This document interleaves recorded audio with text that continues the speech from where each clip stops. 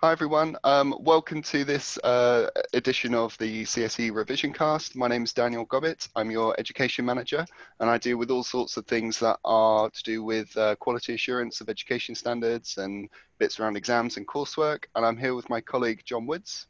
Hello, I'm John Woods, Director of Education, and I guess most things to do with education usually end up on my desk in the end somewhere or another.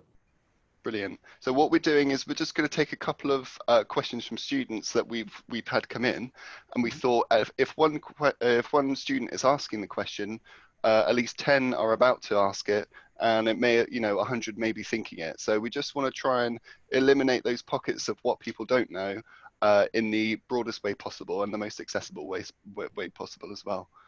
So John, I don't know if you mind, but I've got a couple of questions to sort of fire off.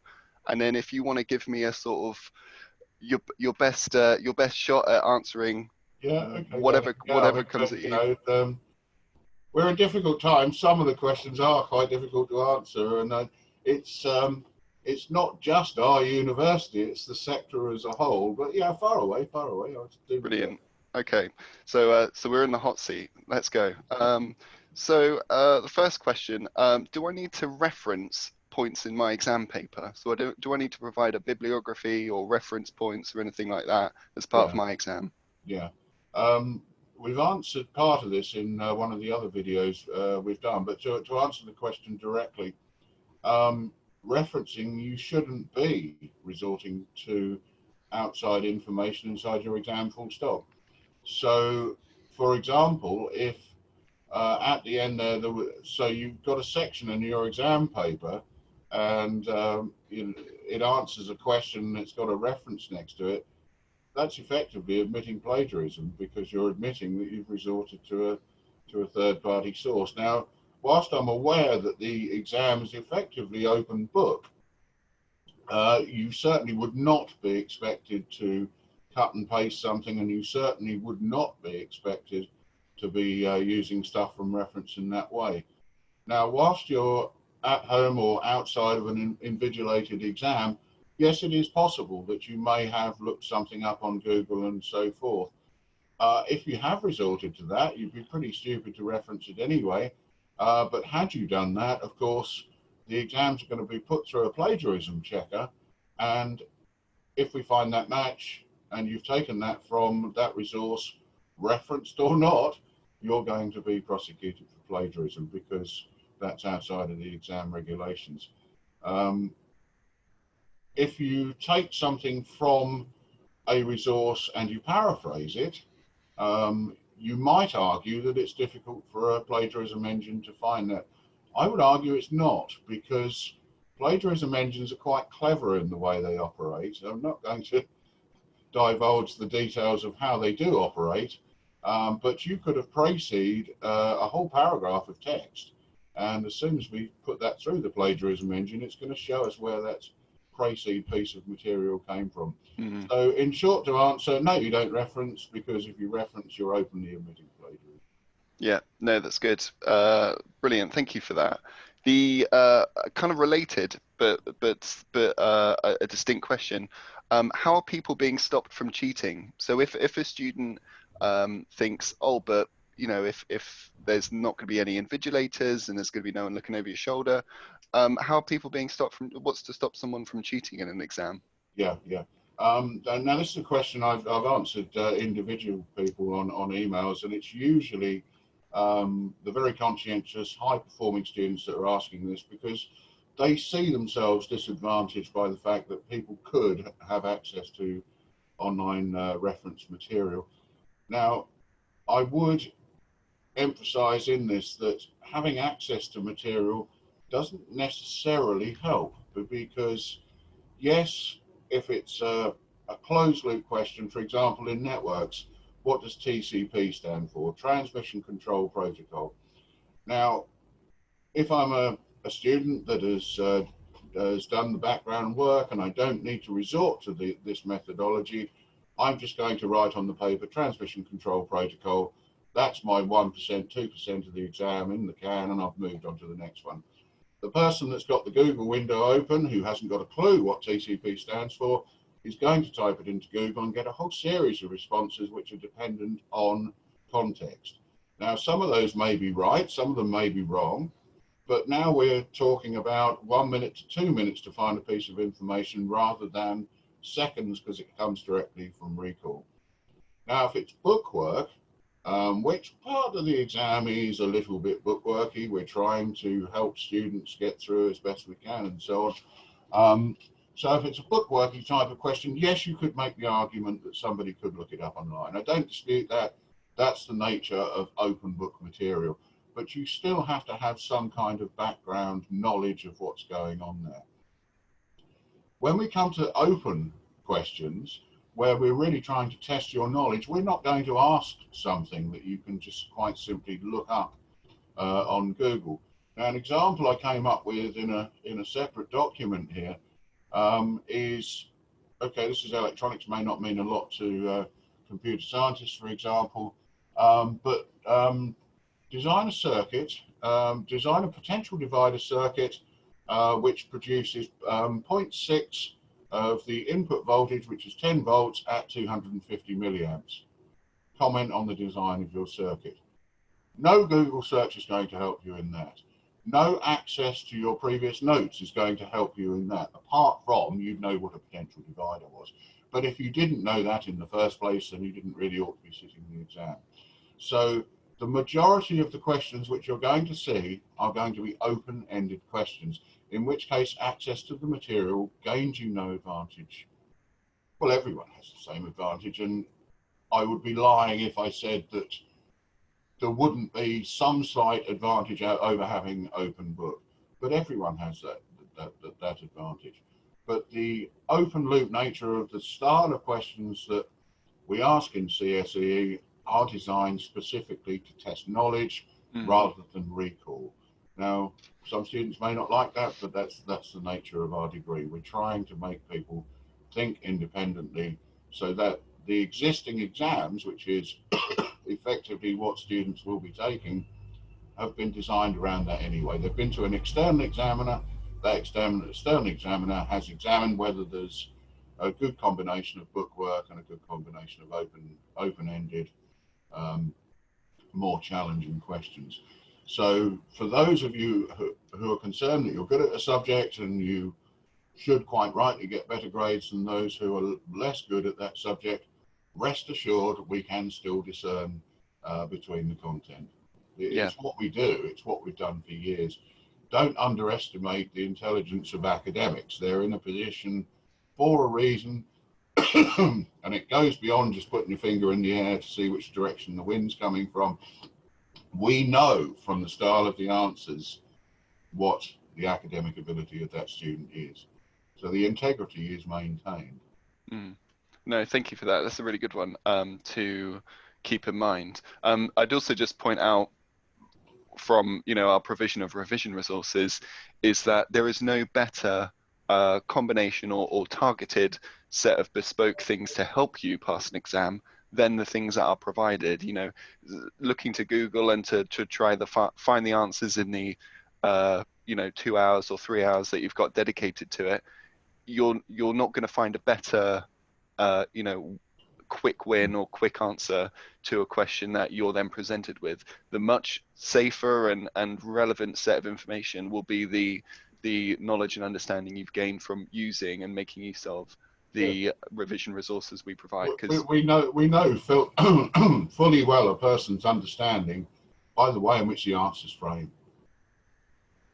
Coming back to this thing, we've been working in this area for years, and it's very easy to tell a level of person's understanding through a conversation, through a telephone call, through an exam script or whatever.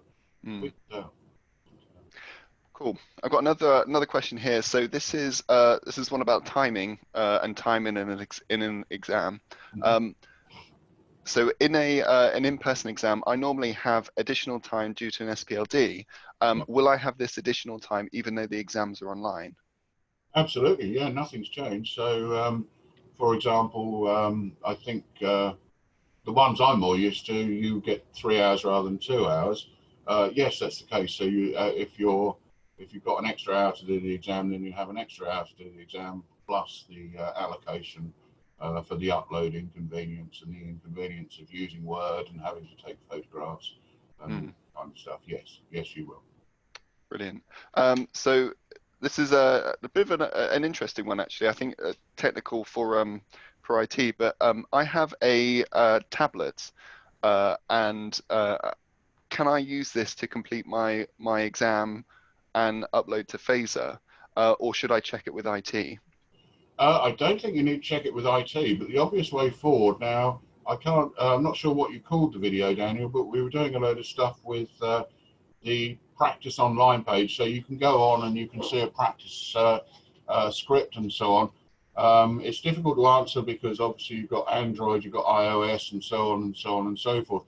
Go in with your tablet, go to your exam link, open up the exam paper, put a few scribbles on it, and then do the upload and see whether it works. Like I say, I can't comment if you're using, because I don't know what tools you're using, but yes, it's almost certainly you can upload, do the entire exam sorry, you can download, do the entire exam and upload all on a tablet. And the advantage of a tablet clearly is you can draw equations on it because you can use it just as a sketch pad, and you can take photographs on it as well. So to engage with a tablet is a thundering good idea, actually.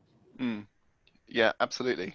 And one of the final questions we've got here is, what is the exam timetable? Is it in my Essex or is it a separate thing? Now, we link to it from our Moodle, but this is one of the things that has come up from students, is that if you're looking at where your teaching normally is, or where you're learning, your learning sessions, it's actually distinct from that. It's a timetable in and of itself. So so you're best off trying to find the direct link to it, which is on our Moodle page. It's on our Moodle page. You will have been mailed, but if you're anything like me, the emails tend to get buried by the other emails that come in, and there's a big pile, and it takes ages to find the existing ones. So go into your Moodle resource. We've put all the links that you need there, and they should take you directly away without you having to do complex searches or having to go into Office 365 and searching through the last 500 emails. I said it was the last one, but I've actually got a sneaky one here. So here we go. The wild card. If in normal time, so with an in-person exam, I would normally get an additional mathematical booklet. Will I get that as part of the exam paper for a Phaser exam? If it were normal to have a mathematical data book, the mathematical data book will be provided online. So it will be the same as you downloading your exam script, your maths book, or what's it called? Mathematics data book will be there so that you can download that as well. Yeah. Brilliant. So there's going to be, essentially, there's no disadvantage. There's no information you don't get just because of the method of the exam. We're replicating it as you would have it, with the information you would have it, because that's only fair. Pretty much the same examinations you would be taking before, meeting all the learning outcomes, validated by external examiners. The one thing that we don't, we come back down to this magic word again, don't we? No detriment. No detriment works both ways. We wish people who are under difficult conditions not to be penalised, but we also want people who are in a position to take the exams and want to graduate on time and so forth to also have the academic integrity of their exam maintained. And that's the balance we're trying to strike here. Yeah, no, that's perfect. I mean, as a question in and of itself, what is the no detriment policy? Probably is a good one to raise, because it can be sort of assumed to be something when in fact it needs to be. You kind of need to review that and drill down, because it's been confirmed centrally and confirmed by the school. We do have a no detriment policy. There is a no detriment policy in place. Yeah. What that means is outlined thoroughly in the school literature and in the central communications. So I'd recommend having a look at that. But essentially, it is the additional support that we're putting in place with revision resources. It's the individual arrangements we're making for remote exams. It is the choice to take your exam, to not take your exams now, but to defer it until September or later in the summer if you're unable to, due to the situation.